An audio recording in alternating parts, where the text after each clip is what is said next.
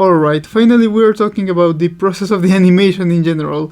Let me start by telling you that first I wanted to try something different with this animation, because as you can see in the first frame I was like, well, should I copy the reference as similar as possible?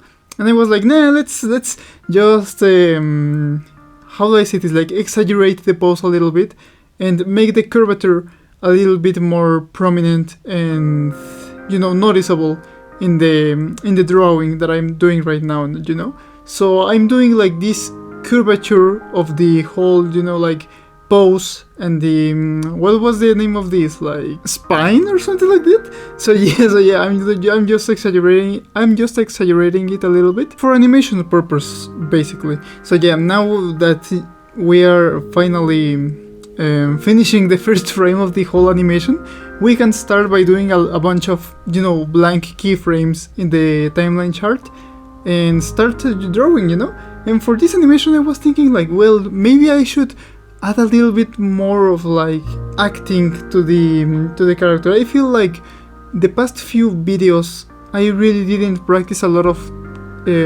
character acting in my animations, so I felt like, let's just add a little bit more of like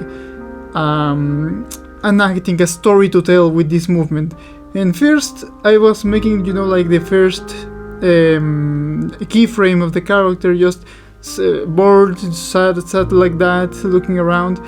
And then I was thinking like, maybe, like she hears something, maybe she noticed something, and she's like, what was that? And she like leans backwards a little bit, like trying to hear or like notice something at all, but like then she realizes that it's nothing. So yeah, she just goes back to like a more dramatic or like exaggerated pose of the first one, and then she just leans forward and grabs her knee so she can rest a little bit more. I hope that makes sense. I hope you can understand what I'm trying to say. And now we are making the break. They are called breakdowns. I think they are called breakdowns, which I was thinking while I was making the animation, like I should focus more on like how breakdowns are made in my animations. And so what I was trying to focus here on in my animations with these breakdowns is that I need to tell a little bit more of like the movement with these breakdowns, if for telling a story you need to have like clearly well done keyframes and key poses and all of that to make like the story kinda clear as possible. For the movement you need to make like some breakdowns that really sell you the illusion of the movement, like I was trying to make with these breakdowns like a lot of curves. For example, you could see in the first part of the breakdowns, like I was trying to make like this curvature, this imaginary curvature with the head and with the torso, with the balls of the shoulders, the knees, the hands. Well, the knees not so much, the elbows, and etc.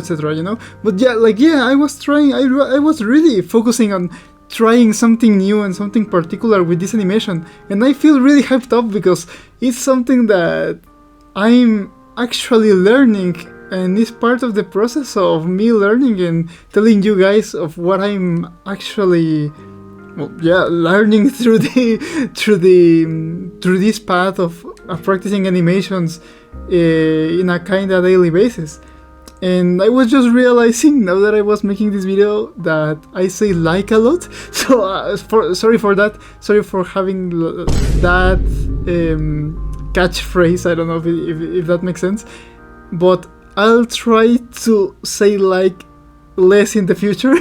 It's kind of weird because you're how I say like something without saying like, yeah, it's really curious how you don't realize something until you hear a record of yourself or something like that. But yeah, thank you so much for watching. I hope you guys enjoyed this part of the video. Now I'm just like, again, I'm just